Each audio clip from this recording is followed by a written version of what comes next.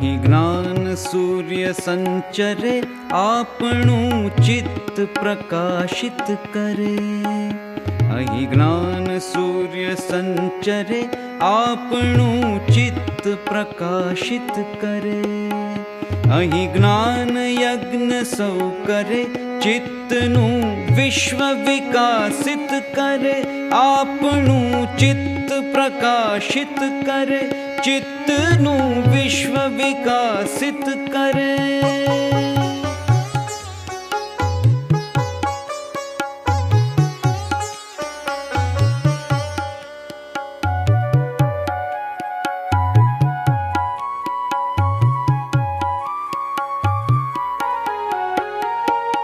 શબ્દ પ્રકાશે अर्थ उजाशे. शब्द प्रकाशे अर्थ उजाशे, तर्क मर्मना सहज विकासे. ज्ञानामृत निर्झरे अर्घ्य सौ सत्यदेव ने धरे. આપણું ચિત્ત પ્રકાશિત કરે, ચિત્તનું વિશ્વ વિકાસિત કરે.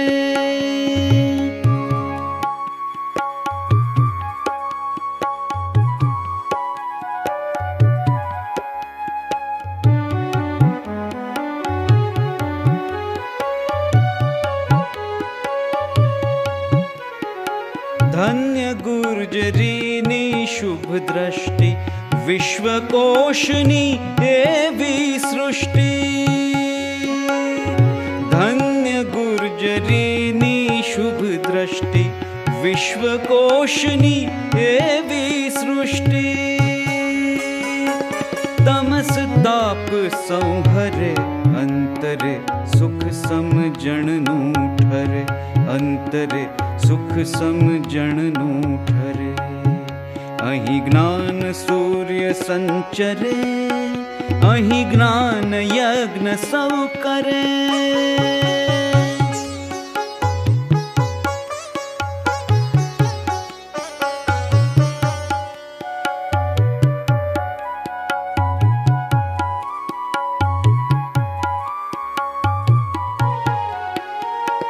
રેવા જળશી શક્તિદાયિની, સત્ય સમુદા મુક્તિદાયિની.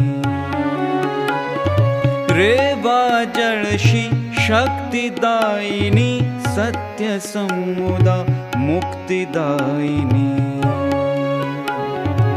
વિશ્વ વિહારજ કરે, શીલ સત્વ સંભરે. ગુર્જરી વિશ્વરૂપ ને વરે. ગુર્જરી વિશ્વરૂપ ને વરે. ગુર્જરી વિશ્વરૂપ ને વરે.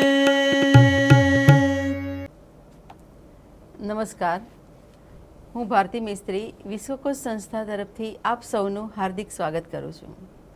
અને વર્લ્ડ યોગ દિવસ નિમિત્તે આપ સૌને ખૂબ ખૂબ શુભકામના.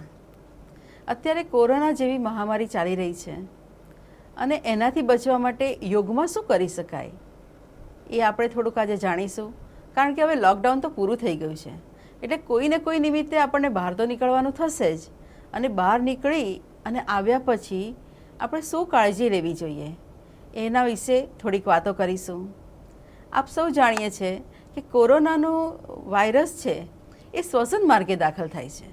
તો આપણે શ્વસન માર્ગને શુદ્ધ કરવા માટે પ્રયત્ન કરવાનો હોય તો યોગમાં ઘણી બધી ક્રિયાઓ એવી છે કે જેનાથી યોગિક શ્વસનથી આપણે કોરોના સામે ઘણી બધી કાળજી રાખી શકીએ. યોગમાં જે લોકો જાણતા હશે એ લોકોને ખબર જ હશે કે યોગમાં ષટકર્મ છે: નેતિ, ધોતી, બસ્તી, કપાલભાતિ, ત્રાટક અને નવલી. એમાંય નેતિ છે, જલનેતિ. જલનેતિથી આપણી રેસ્પિરેટરી સિસ્ટમ છે એ ખૂબ જ સારી રીતે શુદ્ધ થાય છે. પણ જલનેતિ જે લોકો કરતા હોય રેગ્યુલર એ લોકો જ કરી શકે. આ જલનેતિ કેવી રીતે કરવાની છે? તો જલનેતિ માટેનું જે પાણી હોય છે એ પાણી જે આપણે ઉકાળીએ છીએ એમાં એક એક ચપટી હળદર અને મીઠું નાખવાનું અને એ પાણી ગાળીને એ પાણીથી આપણે જલનેતિ કરીશું. અને બીજો એક પ્રશ્ન થાય કે અમને જલનીતિ નથી આવડતી, તો આપણે શું કરીએ? જે લોકોને જલનીતિ નથી આવડતી એ લોકો સાદા પાણીની વરાળનો નાશ લેશે. હવે આમાં પણ થોડુંક આપણે આયુર્વેદિક પદ્ધતિથી જઈએ તો નાશ કેવી રીતે લઈશું? તો આ નાશવાળા પાણીમાં આપણે 1 ચમચી અજમો નાખીશું, 3 થી 4 પાંદડા કોબીજના નાખીશું. કોબીજ કેમ નાખીશું? ઘણાને એવો સવાલ થાય કે કોબીજમાં શું હોય? લગભગ સાઇટ્રસ ફ્રૂટમાં વિટામિન સી હોય છે, આપણે બધા જાણીએ છીએ, પણ કોબીજમાં પણ સૌથી વધારે વિટામિન સીનું પ્રમાણ રહેલું છે અને ઇમ્યુનિટી વધારવા માટે વિટામિન સી ખૂબ જ જરૂરી છે. તો આવા પાણીનો આપણે નાશ લેવાનો હોય છે 7 થી 8 મિનિટ માટે. આ નાશ લેવામાં પણ યોગિક પદ્ધતિ અપનાવીશું કે જ્યારે આપણે નાશ લઈએ છીએ ત્યારે અનુલોમ વિલોમ પ્રાણાયામ જેવી રીતે કે એક નાકેથી શ્વાસ ભરો, બીજા નાકેથી છોડીએ અને જ્યાંથી છોડીએ છીએ ત્યાંથી શ્વાસ અંદર જાય, પહેલાં નાકેથી આપણે બહાર કાઢીએ. તો એ રીતે નાશ લેતા લેતા પણ 10 થી 12 શ્વાસ આપણે આ રીતે લઈશું, એટલે કે 10 થી 12 રાઉન્ડ આ પદ્ધતિથી શ્વાસ લેવાના છે ગરમ. બીજું કે થોડી વાર પછી આ થઈ જાય ત્યાર પછી એમાં જ આપણે મોં ખુલ્લું કરી દઈશું અને એ જે ગરમ વરાળ હોય એ પણ મોં વાટે આપણા શરીરમાં ફેફસામાં દાખલ કરીશું. બરાબર. અને બીજી પદ્ધતિ એવી છે કે જલનીતિ કરી શકાય, નાશ લઈ શકાય અને ત્રીજું ગાર્ગલિંગ કરવાના છે, એટલે કે મીઠા અને હળદરવાળા પાણીના કોગળા કરીશું. આ 3માંથી 2 પદ્ધતિ તો આપણે બધા સરસ રીતે કરી જ શકીએ છીએ. હવે શ્વસન માર્ગને શુદ્ધ કરવા માટે યોગની એક ક્રિયા જોઈએ, ભસ્ત્રિકા પ્રાણાયામ. પણ ભસ્ત્રિકા એટલે બંને નાકેથી નથી કરવાનું, સિમ્પલ પ્રાણાયામ છે, રેપિડ બ્રિધિંગ છે. એ આપણે એક નાકેથી કરીશું, એને એક નાસિકા ઘર્ષણ પણ કહેવાય છે. એ આપણે પ્રેક્ટિકલ જોઈશું. ભસ્ત્રિકા પ્રાણાયામમાં એક નાસિકા ઘર્ષણ કરીએ, જમણા હાથે જ્ઞાન મુદ્રા અને ડાબા હાથે પ્રણવ મુદ્રા. જમણું નાક બંધ, શરૂઆત કરીએ ડાબા નાકેથી. હા, રેપિડ બ્રિધિંગ એટલે કે લેવાનો અને છોડવાનો શ્વાસ એક સરખો, જેટલો શ્વાસ ભરવાનો હોય છે એટલો જ શ્વાસ છોડવાનો. એક નાકેથી ઓછામાં ઓછું આપણે 30 વખત આ ક્રિયા કરીશું. 30 વખત થઈ જાય એટલે એ નાક બંધ કરી અને બીજું નાક, ડાબું નાક બંધ કરી દો અને જમણા નાકેથી. હવે ફરી ડાબું નાક બંધ કરી જમણા નાકેથી આ જ ક્રિયા કરવાની છે. ત્રીજી આંગળીથી ડાબું નાક બંધ.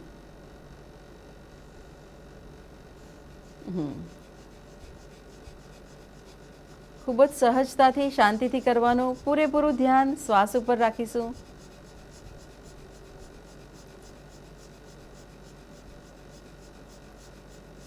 જો ક્યારેક એવું થાય કે વચ્ચે શ્વાસ નથી લેવાતો તો 2-3 શ્વાસ લાંબા લઈ લેવાના.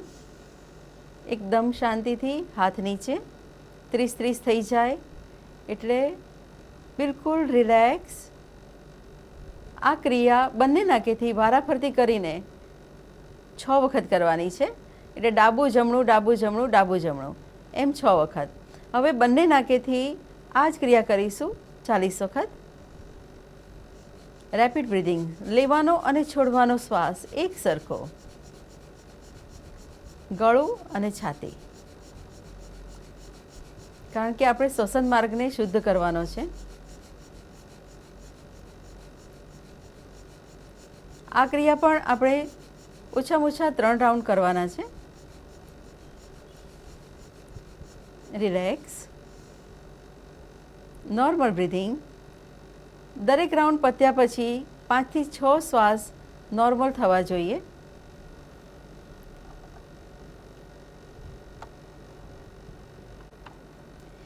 ઇમ્યુનિટી વધારવા માટેની વધુ એક ક્રિયા કરીએ.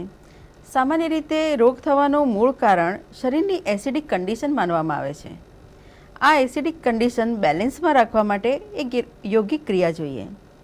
બંને નાકથી શ્વાસને પૂરેપૂરો ભરો. પૂરો ભરાઈ જાય ત્યારબાદ મોં ખોલીને ડાયાફ્રામની મદદથી આ શ્વાસને છોડવાનો છે. આ પ્રશ્વાસ તમે જો ચેક કરો તો સહેજ ગરમ લાગશે.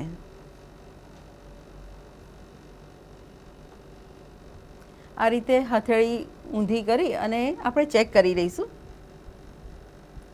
એનું કારણ શું કે જ્યારે શ્વાસ છોડીએ ત્યારે શરીરમાંનો એસિડ બહાર નીકળે છે અને શરીરમાં એસિડનું પ્રમાણ ઘટે છે, આલ્કનાલિટી વધે છે. ફરી એક પૂરો ઊંડો શ્વાસ ભરો, બંને નાકેથી. પૂરો ભરાઈ જાય એટલે મોં ખોલી આ શ્વાસને છોડીશું.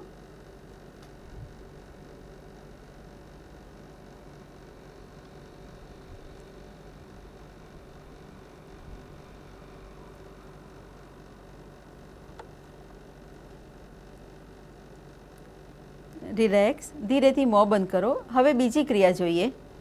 એમાં નાકથી શ્વાસ ભરવાનો છે અને ધીમી અને લાંબી ફૂંક મારવાની છે. બંને નાકેથી પૂરો શ્વાસ અંદર જાય, બંને નાકેથી ભરો.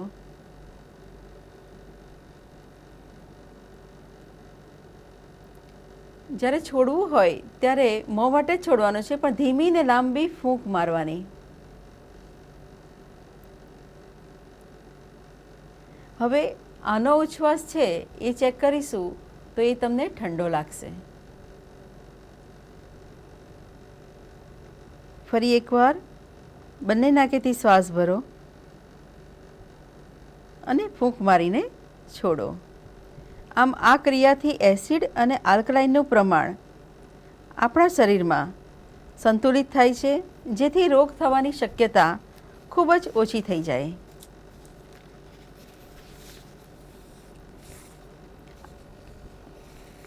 આ શ્વાસમાં એ ક્રિયા કરવાની છે કે મોં વાટે જ્યારે આપણે શ્વાસ છોડીએ છીએ એ ક્રિયા છે એ 10-10 વખત કરવાની છે, 10 વખત. અને ફૂંક મારીને જ્યારે કરીએ છીએ એ ક્રિયા 7 વખત કરવાની છે. આ પ્રાણાયામ કરવાથી થાઇરોઇડના પેશન્ટને ખૂબ જ સારો ફાયદો થાય છે. વધુ એક શોધન ક્રિયા જોઈએ, ઉજ્જયી પ્રાણાયામ, જેને થ્રોટ બ્રીથિંગ દ્વારા પણ ઓળખવામાં આવે છે. બરાબર બંને નાકેથી શ્વાસ ભરવાનો. શ્વાસ ભરવાનો છે તો નાકેથી જ, પણ એવી રીતે ભરવાનો છે કે શ્વાસ નળીની દિવાલને ઘસાઈને એ પસાર થાય, એટલે એક અવાજ આવશે. શ્વાસ ભરતા પણ થોડો અવાજ આવે છે અને શ્વાસ છોડતા પણ એ જ રીતનો અવાજ આવે છે. એ અવાજ એવો લાગે કે નાનું બાળક સૂઈ ગયું હોય તો એના જે નસકોરા સોફ્ટલી બોલતા હોય ને એવો અવાજ આપણને જ સંભળાય. જાણી જોઈને અવાજ કરવાનો નથી, માત્ર ધ્યાન જ રાખવાનું છે. આ એક પ્રાણાયામ એવો છે કે જે કરતી વખતે તમારે ધ્યાન રાખવું જ પડે. જો કોઈ વિચારો કરતા હો તો તરત જ આ ઉજ્જયી પ્રાણાયામના બદલે સાદું શ્વસન થઈ જાય. આ ઉજ્જયી પ્રાણાયામ 30 સેકન્ડથી શરૂ કરીને 3 મિનિટ સુધી કરી શકાય અને એના ફાયદા પણ ખૂબ જ વધારે છે. આ પ્રાણાયામ કરવાથી આપણી આંતરિક ઉર્જા વધે છે, પોઝિટિવ ઉર્જાનો પ્રવાહ વહે છે, જેને કારણે મન શાંત થાય, શરીરમાં એક ગરમી ઉત્પન્ન થાય છે. ગળાને લગતા રોગમાં પણ આ પ્રાણાયામ ખૂબ જ ફાયદો કરે છે. જનરલી બધાને ઊંડા શ્વાસ લેવાના હોય તો ક્યારેક ક્યારેક એવું બને છે કે શ્વાસ તૂટે છે. તો આપણે આજે એક એવો પ્રાણાયામ જોઈએ કે સરળતાથી ઊંડા શ્વાસ આપણે લઈ શકીએ. એનું નામ છે વિલોમા પ્રાણાયામ. એ કેવી રીતે લઈશું? તો સૌથી પહેલાં તો પૂરેપૂરો શ્વાસ બંને નાક વાટે બહાર કાઢી દો. હવે શ્વાસને 3 ટુકડામાં ભરવાનો છે, એટલે કે 3 સ્ટેપમાં ભરો. શ્વાસ ભરો, રોકો, ફરી થોડો ભરો, રોકો, હવે ભરી દો. હવે 5 ટુકડામાં શ્વાસને છોડવાનો છે. તો છોડો, અટકી જાઓ, છોડો, રોકો, છોડો, છોડો, છોડો.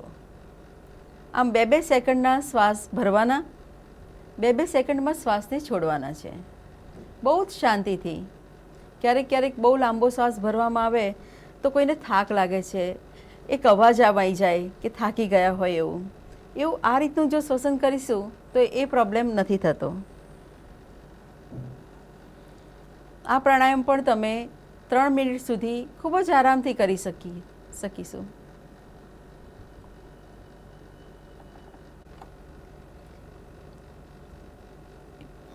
યોગમાં બંધનું ખૂબ જ મહત્ત્વ રહેલું છે.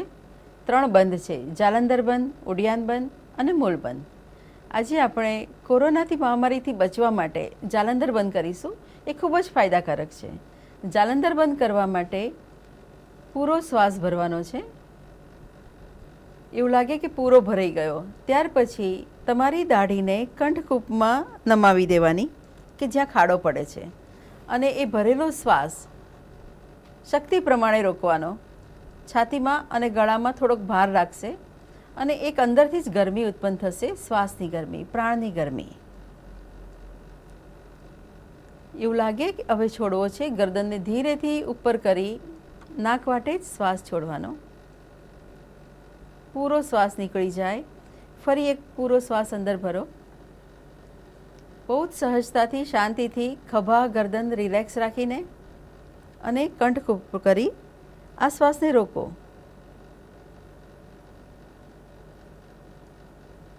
આનાથી આપણા શરીરમાં પ્રાણનો પ્રવાહ ખૂબ જ સારી રીતે વહે છે.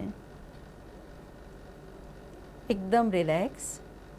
આ કર્યા પછી થોડા સામાન્ય શ્વાસોશ્વાસ સાથે રોકાવાનું રહેશે.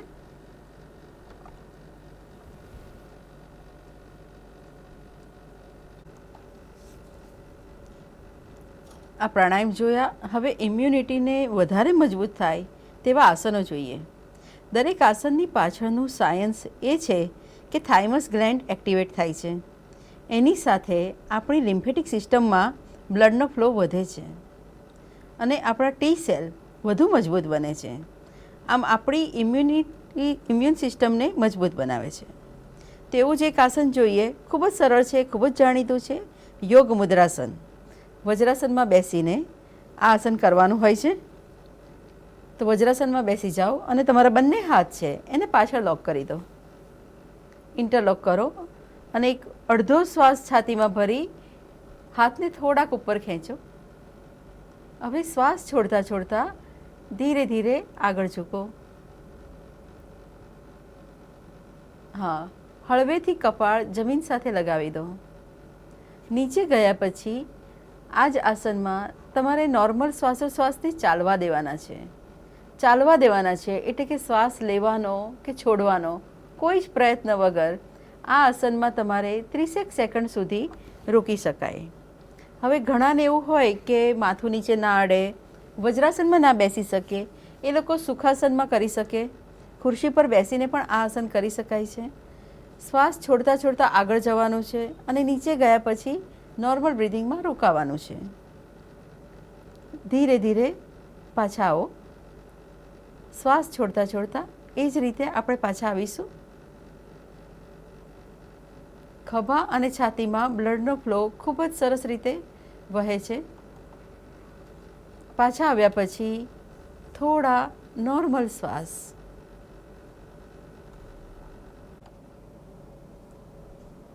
હવે એક સરળ આસન જોઈએ. યોગ મુદ્રાસન જોયું.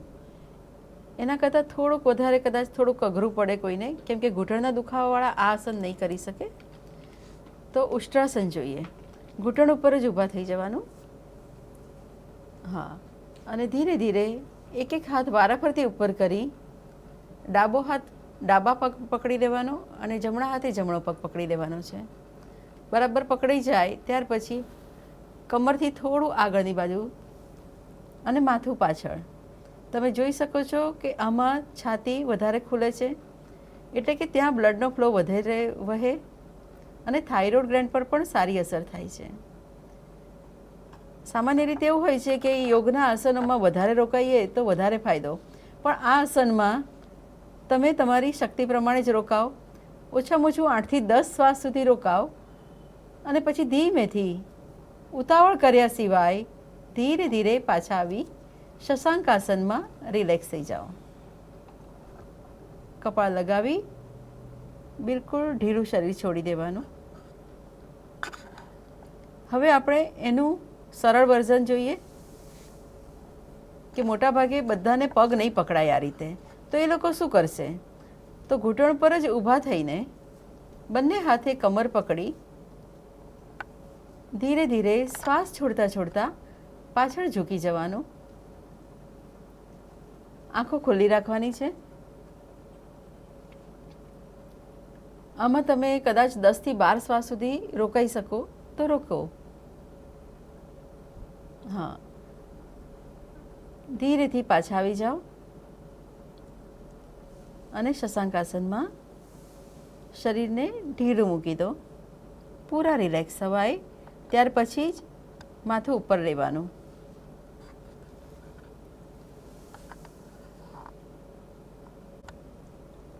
વક્રાસન એક ખૂબ જ જાણીતું આસન છે. યોગ કરનારા હોય એ વક્રાસન ના જાણતા હોય એવું તો બને જ નહીં. એટલે આપણે આજે વક્રાસન કરીશું, પણ એમાં થોડીક બ્રિધિંગની રીત છે, એ થોડીક આપણે જુદી રીતે રહીશું. વક્રાસન કરવા માટે સૌથી પહેલાં તો દંડાસનમાં બેસી જવાનું છે. દંડાસન એટલે બંને પગ લાંબા સીધા કરવાના, હાથ બાજુમાં. હવે ડાબો પગ વાળવાનો. હા, અને ઉલટા હાથે જમણા હાથે ડાબા પગનો ઘૂંટણ પકડી લો. ડાબો હાથ બરાબર પાછળ રહેશે. હા, હવે ડાબા હાથના ટેકાથી ડાબો ખભો, છાતી અને કમરનો ભાગ ડાબી બાજુ. આ થયો આસનનો પોઝ. હવે આ આસનમાં આપણે ઉજ્જયી પ્રાણાયામ કરીશું, જે આપણે આગળ જોઈ ગયા છે કે બરાબર શ્વાસ તમારો શ્વાસ નળીની વોલને સ્પર્શીને જાય, ઘસાઈને જાય. શ્વાસ લેતા અને છોડતા એક અવાજ ઉત્પન્ન થાય છે. એ ઉજ્જયી પ્રાણાયામમાં આ આસન કરવાનું છે. અને આ આસનમાં તમે 1.5 થી 3 મિનિટ સુધી રોકાઈ શકો તો ખૂબ જ સારો ફાયદો મળે. પાછા આવી જાઓ. આ જ પ્રમાણે આપણે બીજી બાજુ પણ કરી લેવાનું. બંને પગ સીધા.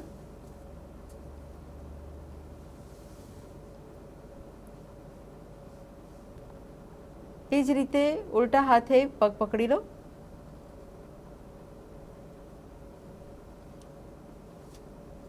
જે લોકો કરી શકે છે, જે લોકોને અભ્યાસ છે, એ લોકો હાથ આ રીતે વચ્ચેથી કાઢી અને પકડી પણ શકાય. નોર્મલ એ જ રીતે આપણે ઉજ્જયી પ્રાણાયામ કરીશું. અત્યારે આપણી પાસે સમયનો અભાવ છે એટલે 4 થી 5 શ્વાસમાં જ પાછા આવી જાઓ. પણ જે લોકો પ્રેક્ટિસ કરશે એ આ આસન એક બાજુ 1.5 મિનિટ એટલે બંને બાજુ થઈને 3 મિનિટ સુધી આ આસનમાં આપણે રોકાઈશું. ધીરેથી પાછા આવી જાઓ. બંને પગ સીધા અને નોર્મલ બ્રિધિંગ. આંખો બંધ કરી 3 થી 4 ઊંડા શ્વાસ. આપણી પાસે આસન કરવાનો સમય ના હોય અને એમાં એવું સિલેક્ટેડ જ અમુક આસન કરવાના હોય તો મારી એવી અંગત સલાહ છે કે તમારે અધોમુખ શ્વાનાસન પર વધારે ધ્યાન આપવું જોઈએ અને એ આસન રોજ કરવું જોઈએ. તો હવે આપણે જોઈએ અધોમુખ શ્વાનાસન.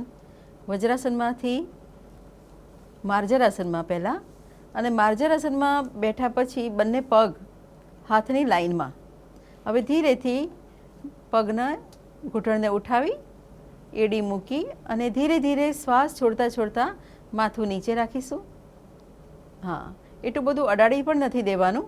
જે લોકોને સરસ અભ્યાસ થઈ જાય એ લોકો માથું જમીન સાથે પણ અડાડી શકે છે. અને આમાં આપણે ઉજ્જયી શ્વસન આપમેળે થશે, એટલે કે કુદરતી ઉજ્જયી શ્વસન જ થશે આમાં.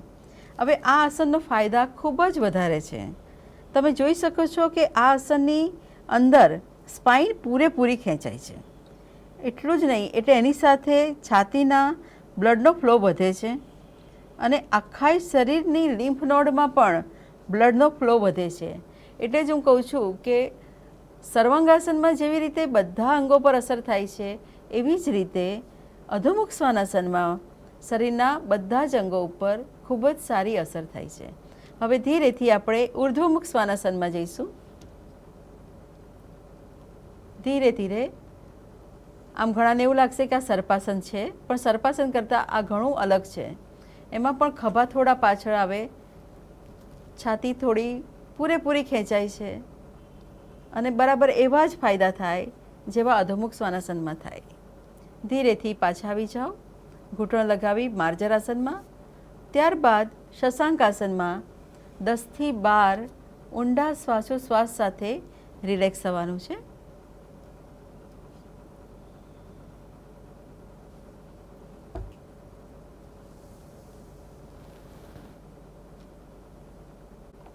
યોગાસનમાં દરેક પોઝમાં અલગ અલગ પોઝમાં રિલેક્સ થવાનું એક આસન હોય છે. તો ઊંધાના આસન હોય તો સૌથી પહેલાં મકરાસન તો બધાને યાદ આવે જ. મકરાસનમાં પણ રિલેક્સ થવાનું છે. એની સાથે આપણે ઊંડા શ્વાસની ક્રિયા કરીશું, પણ કુંભકવાળી ક્રિયા કરીશું. એટલે કે આ જ આસનમાં આપણે આંતરકુંભક કરીશું. શ્વાસ પૂરેપૂરો ભરી અને એને થોડી વાર રોકવાનો છે. વધારે નથી રોકવાનો, માત્ર થોડી વાર રોકવાનો અને પછી ધીરેથી આ શ્વાસને છોડવાનો છે. એનાથી પણ ફેફસા, હૃદય, છાતીના સ્નાયુઓ પર ખૂબ જ સારી અસર થાય છે. પેટ દબાય છે એટલે શ્વાસની પ્રક્રિયા માત્ર ફેફસામાં વધારે સારી રીતે થાય છે. 5 થી 6 શ્વાસ જો આ આસનમાં લેવાય તો તમે ઘણા રિલેક્સ થઈ જશો.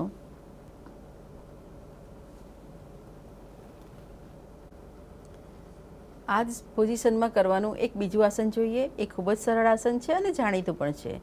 અર્ધ શલભાસન અને પૂર્ણ શલભાસન કરીશું. અર્ધ શલભાસન માટે બંને પગ પાછળથી બિલકુલ ભેગા, બંને અંગૂઠા એડી અને ઘૂંટણ સાથે, અને તમારા બંને હાથ છે એ બરાબર શરીરની બાજુમાં મૂકી દઈશું. અર્ધ શલભાસન આપણે આંતરકુંભકમાં કરવાનું છે. એટલે શ્વાસ ભરતા ભરતા ડાબો પગ ઉઠાવો, 45 ડિગ્રી જેટલો જ ઉઠાવવાનો છે અને પગ ઉપર રાખીને ભરેલા શ્વાસે જ્યાં સુધી રોકી શકાય ત્યાં સુધી રોકો. જ્યાં સુધી તમારો શ્વાસ રોકાય ત્યાં સુધી આ પગ સ્થિર રહેશે. ધીરે ધીરે શ્વાસ છોડતા પાછા આવીશું. આ જ રીતે બીજો પગ ઉઠાવીશું. શ્વાસ ભરતા ભરતા ધીમે ધીમે ઉપર, શ્વાસ છોડતા છોડતા પાછા આવીશું. ફરી એક વખત કરીએ. આમાં એવું છે કે જ્યારે આપણે ડાબો પગ ઉઠાવીએ ત્યારે જમણા ફેફસામાં શ્વાસનો પ્રવાહ વધારે અનુભવ થાય છે. ધીરેથી પાછા આવો અને જમણો પગ ઉઠાવીએ ત્યારે બીજા ફેફસામાં એ જ રીતે શ્વાસના પ્રવાહનો વધારે અનુભવ થાય. એનું કારણ શું? કારણ કે આપણે બંને નાકેથી જ્યારે શ્વાસ ભરીએ છીએ ત્યારે વારાફરતી પગ ઉઠાવવાથી અને રોકવાથી લોહી શુદ્ધ થવાની જે ક્રિયા છે એમાં ઝડપી વધારો થવા માંડે છે. બરાબર. હવે આપણે બંને પગ સીધા સાથે કરીને પૂર્ણ શલભાસન કરીશું. એ પણ આંતરકુંભકમાં જ કરીશું. ધીરેથી શ્વાસ ભરતા ભરતા બંને પગને ઉઠાવો.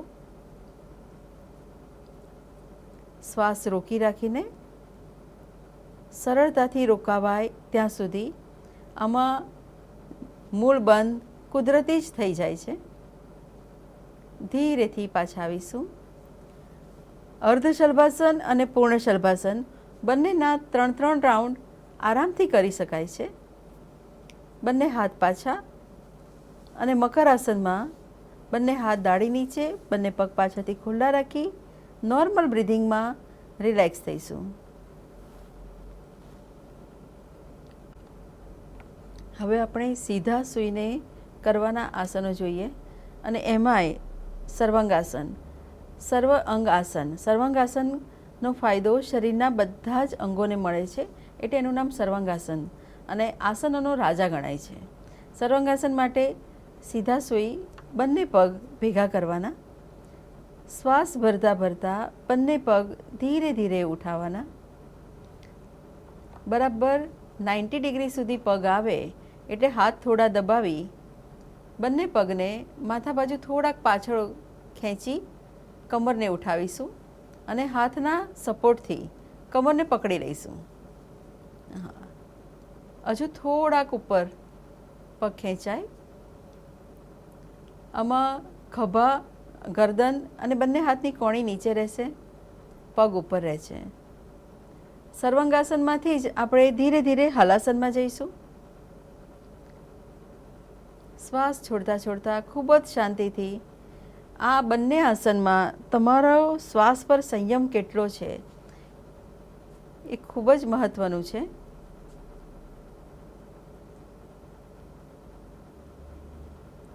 સર્વાંગાસન, હલાસન અને મત્સ્યાસન એ બીટા બીકરની દવા જેવું છે. એટલે ઘણા બધા રોગોમાં એ પૂરેપૂરો લાભ મળે છે, પૂરેપૂરો ફાયદો કરે છે.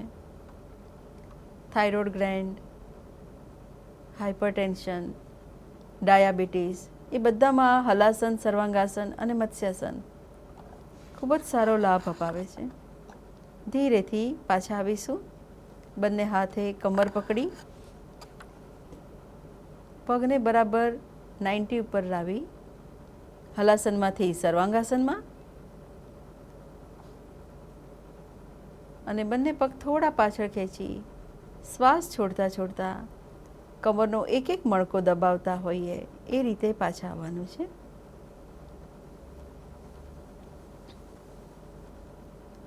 બંને પગ આપણે 90થી ધીમે ધીમે નીચે લાવવાના. જો આ રીતે ના ફાવે, બંને પગ ના ફાવે, એ લોકો એક એક પગ પણ લાવી શકે છે.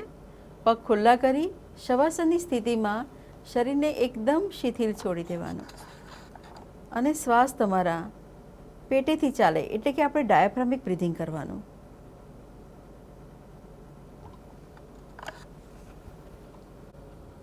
સર્વાંગાસન અને હલાસનનું પૂરક આસન છે મત્સ્યાસન.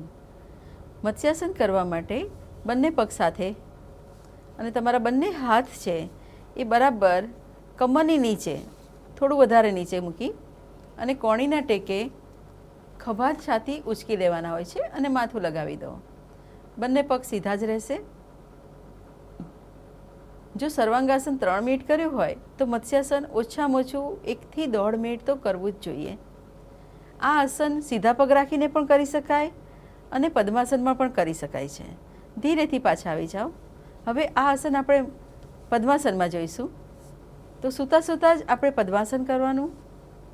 જે લોકો પદ્માસન કરી શકે છે એ ખૂબ જ સરળતાથી સૂતા સૂતા પદ્માસન કરી શકશે. અને એ જ રીતે કોણીની મદદથી ખભા છાતી ઉપર કરી હાથ વડે બંને પગના અંગૂઠા પકડી લો. તમે જોઈ શકો છો આ આસનમાં પણ છાતીનો ભાગ વિકસે છે, થાઇરોઇડ ગ્લેન્ડ પર પણ અસર થાય છે. નોર્મલ બ્રિથિંગમાં રોકાવાય ત્યાં સુધી લગભગ સર્વાંગાસન કરતાં અડધો સમય આ આસનમાં રોકાવાનું રહેશે. ધીરેથી પાછા આવી જઈએ. બંને પગ સીધા અને થોડીક વાર માટે શવાસનની મુદ્રામાં સામાન્ય શ્વાસોશ્વાસ સાથે રિલેક્સ થવાનું. સર્વાંગાસન દરેક જણ આ રીતે નહીં કરી શકતા, તો જે લોકોથી સર્વાંગાસન ના થાય તો એ લોકોએ દિવાલની મદદથી અને તકિયાની મદદથી સર્વાંગાસન કરવું જોઈએ. તો આપણે જોઈએ દિવાલની મદદથી સર્વાંગાસન કેવી રીતે થાય છે. બરાબર દિવાલ સાથે અડીને બેસી જવાનું. હા, ત્યાર પછી બંને પગ દિવાલને અડાડી દેવાના અને એનું ધ્યાન રાખવાનું કે તમારા બંને હિપ્સ છે એ દિવાલને અડી જવા જોઈએ. હવે બંને પગને ઘૂંટણમાંથી વાળી દો. કમર ઉઠાવી અને કમરની નીચે આવો બોલ્સ્ટર, તકિયો, આમ લગભગ બધાના ઘરોમાં તકિયો હોય છે જ, તો એ ગોઠવી દેવાનો. હા, ત્યાર પછી બંને પગ સીધા કરી દેવાના. સીધા પણ કરી શકાય, દિવાલ સાથે અડાડીને રાખવા હોય તો પણ વાંધો નથી. જે લોકોની પાસે આવો ગોળ તકિયો ના હોય એ લોકો આપણે જે રેગ્યુલર ઉશિકા વાપરીએ છીએ સૂવા માટે, એવા 2 ઉશિકા લઈને કમર નીચે મૂકે તો પણ ચાલે. આ આસનમાં તમે 5 થી 7 મિનિટ સુધી પણ આરામથી રોકાઈ શકો અને ફાયદા એટલા જ મળશે જે સર્વાંગાસનમાં મળે છે. ધીરેથી પાછા આવીશું. એ જ રીતે જે રીતે ગયા છે, બંને પગ વાળી કમર નીચે મૂકી અને પડખું ફરી અને ધીમેથી બેઠા થઈ જવાનું.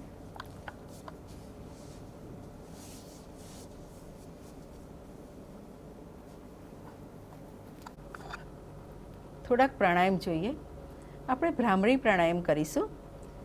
તો ભ્રામરી પ્રાણાયામ કરવા માટે જનરલી આપણે શંખયોની મુદ્રા કરીએ છીએ કે હાથ વડે કાન દબાઈએ, આંખો બંધ કરીએ, એ રીતે કરીએ છીએ. પણ આમાં આપણે યોગ મુદ્રા, બંને હાથે યોગ મુદ્રામાં જ ભ્રામરી પ્રાણાયામ કરીશું અને પૂરો શ્વાસ ભરીને જાલંધર મુદ્રામાં થોડો કુંભક કર્યા પછી એ શ્વાસ છોડવા સાથે ભ્રામરીનું ગુંજન થાય. બંને નાકેથી પૂરો શ્વાસ ભરી લો. હવે દાઢી અંદર દબાવી કંઠકૂપ, જાલંધર બંધ અને ભ્રામરી.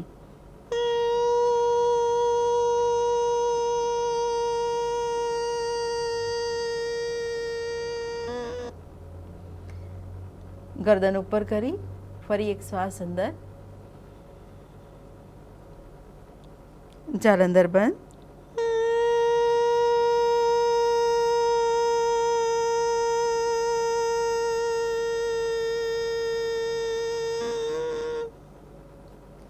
આ પ્રાણાયામ કરવાથી મન શાંત થાય છે અને કોરોના જેવી મહામારી સામે લડવા માટે મન તો શાંત જોઈએ જ ને. આ પ્રાણાયામ ઓછામાં ઓછો 30 વખત કરો.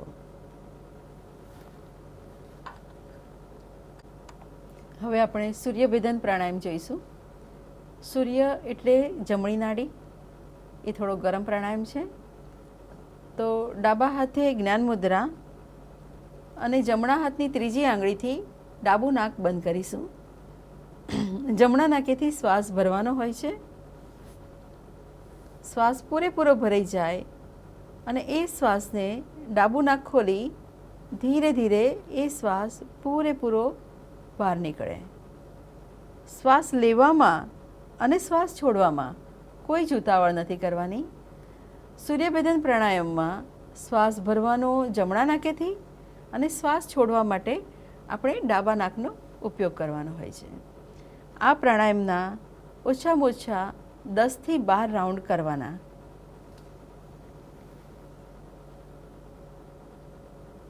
ધીરેથી હાથ નીચે.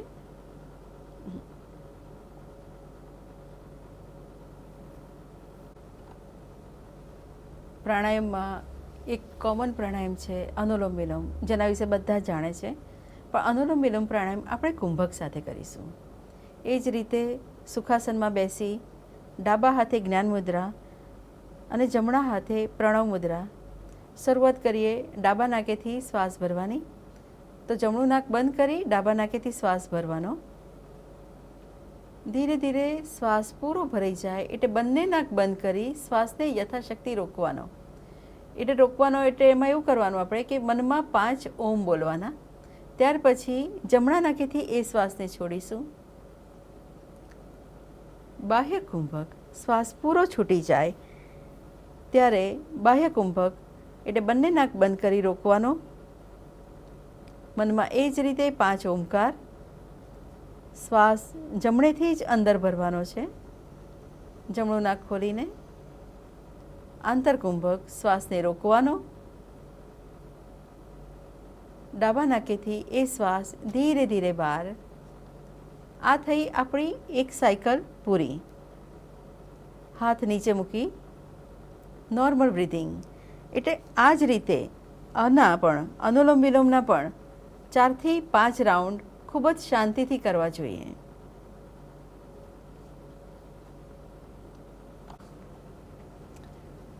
કોરોનાથી બચવા માટેના આપણે થોડાક પ્રાકૃતિક ઉપચારના ઉપાયો પણ જોઈએ. અત્યારે કોરોનાની સારવારમાં વિટામિન સી અને ડીની ગોળીઓ આપવામાં આવે છે. તો વિટામિન સી પ્રાકૃતિક સ્વરૂપે કેવી રીતે લઈ શકાય? તો જેટલા ખાટા ફળ હોય એ બધામાં જ વિટામિન સી હોય છે. અને અત્યારની ઋતુમાં ખાટા ફળો ખૂબ જ મળે છે. અત્યારે કેરી મળે છે, પાઇનેપલ હોય છે, સ્ટ્રોબેરી, નારંગી, મોસંબી. આ બધા ખાટા ફળ કોઈ પણ રૂપે લેવા જોઈએ. અને એ સિવાય લીંબુ તો 12 મહિના બધાને ત્યાં હોય છે જ. તો ખાલી લીંબુ પાણી લઈએ તો પણ સારો ફાયદો થાય. બીજું વિટામિન ડી. વિટામિન ડી શેમાંથી મળે? તો બધાને ખબર છે ને, સૂર્યનો તડકો ભગવાન મફત આપે છે, પણ બધાને લેવાનો સમય નથી હોતો. કારણ કે એવું બધા માને છે કે સૂર્યનો તડકો લેવાનો હોય તો સવારે જ લેવો પડે. તો સવારે તો કેટલી બધી દોડાદોડ હોય, કામનું ભારણ હોય, તો સવારે કેવી રીતે લઈ શકાય? સૂર્યનો તડકો સવારે ના લેવાય તો કોઈ જ વાંધો નહીં. સૂર્યનો તડકો દિવસના કોઈ પણ ટાઈમે તમે 15 મિનિટ લઈ શકો છો. પણ આ કેવી રીતે લેવાનો? જ્યારે સૂર્યના તડકામાં તમે બેસો ત્યારે નાભીનો ભાગ, પેટનો ભાગ ખુલ્લો કરી દો અને એના પર થોડુંક આછું તલનું તેલનું માલિશ કરી દો. આ નાભીના ભાગે સૂર્યનો તડકો 10 મિનિટ લેવાથી આપણા શરીરમાં વિટામિન ડીની જરૂર પૂરેપૂરી થઈ જશે. બીજું એક સરસ ઉકાળો છે બે લીંબુના નાના ટુકડા કરવા, 1.5 ઇંચ આદું લેવું અને 1 ઝીંડું લસણનું લેવાનું છે. આ બધાને ફોલીને ઝીણું સમારી લેવાનું. 4 ગ્લાસ પાણીમાં આ બધું જ મિશ્રણ કરી ઉકાળવાનું સારી રીતે, લગભગ અડધું રહે ત્યાં સુધી ઉકાળવાનું. ત્યાર પછી થોડું ઠંડુ કરી આ મિશ્રણને મિક્સરમાં ક્રશ કરી નાખવાનું અને પછી ગાળી લેવાનું. આ મિશ્રણ કાચની બોટલમાં ભરી રાખવાનું જ્યાં સુધી બહાર જઈ આવ્યા પછી, અને તરત જ જ્યાં સુધી આ ફ્રીજમાં મિશ્રણ છે રોજ અડધો કપ પીવાનું છે. એનાથી પણ બચી શકાય છે. આમ આપણે જોયું કે ઘણું બધું આજે આપણે શીખ્યા, યોગાસન જોયા, પ્રાણાયામ જોયા અને જલનેતિ અથવા તો વરાળનો નાશ, ગાર્ગલિંગ, ઘણું બધું આજે આપણે જાણ્યું. તો આમાંથી તમે બધું જ બહુ જ સરળ છે અને અપનાવી શકો છો. બરાબર. ખૂબ ખૂબ આભાર આપનો. ફરી એક વખત હું વિશ્વકોશનો આભાર માનું છું અને કુમારપાળ દેસાઈ સાહેબનો પણ ખૂબ ખૂબ આભાર માનું છું. નમસ્તે.